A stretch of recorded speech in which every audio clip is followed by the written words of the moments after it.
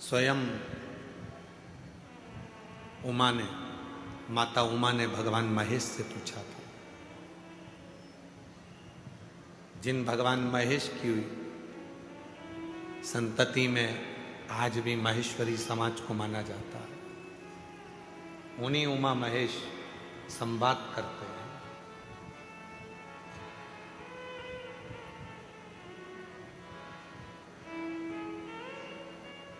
उन्हीं उमा महेश माता उमा ने महेश भगवान से पूछा, शिव जी से पूछा,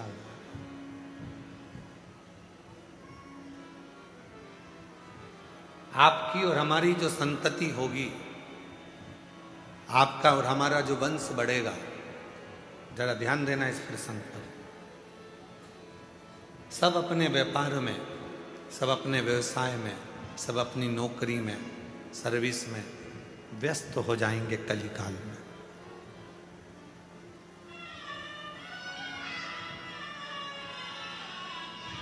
संसार का प्रत्येक मानव अपने अपने कार्य में लगा रहेगा, तब उस व्यक्ति वो अपने परिवार का भरण पोषण करेगा, अपने आप को संभालेगा, समाज को संभालेगा, घर को संभालेगा, कुटुंब को संभालेगा, परिवार को संभालेगा।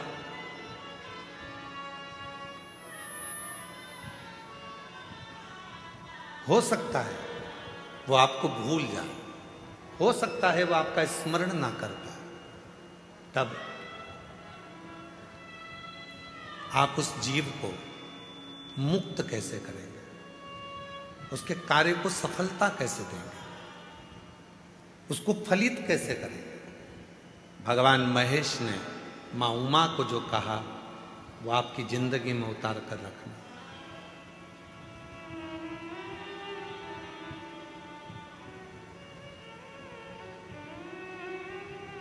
भगवान शंकर और पार्वती का जो रिश्ता है वह 51वें नंबर पर आता है।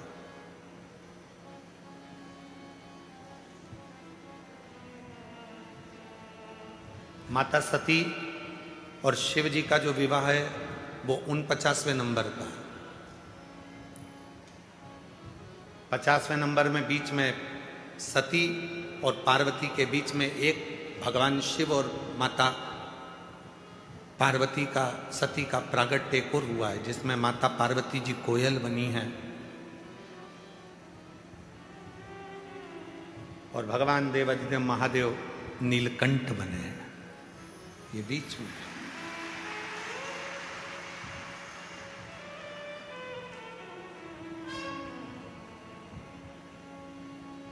39वां नंबर है उमा महेश भगवान का संवाद।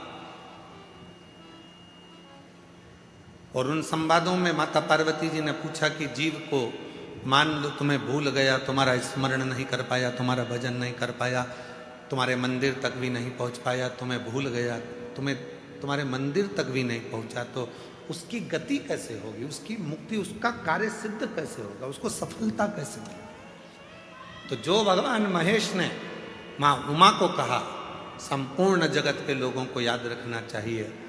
भगवान महेश कहते हैं, उमा, संसार का मनुष्य यदि मुझे भूल भी गया कोई बात नहीं, मुझे भजना भी भूल गया, मेरा नाम भी भूल गया, मुझे नहीं भज पाया, मेरी औलाद, मेरी संतान यदि मुझे नहीं भज पाई, किसी के गले में अगर रुद्राक्ष पड़ा होगा या किसी के मस्तक पर तिलक लगा होगा, भस्म लगी होगी, त्रिपुंड लगा होगा, चंदन लगा होगा, कुंकू लगा होगा, या उसके गले में यदि रुद्राक्ष पड़ा होगा और ऐसा व्यक्ति भी उसके सामने से निकल कर चला जाएगा और उस रुद्राक्ष पहने हुए व्यक्ति का, बच्चे का, बूढ़े का, महिला का, पुरुष का, किसी का भी दर्शन अगर उस व्यक्ति को भी हो गया तो जितना फल रुद्राक्ष पहनने वाले को मिलेगा, उसका दर्शन करने वाले को भी उतना ही फल प्राप्त हो जाए, उतना ही फल प्राप्त हो जाए।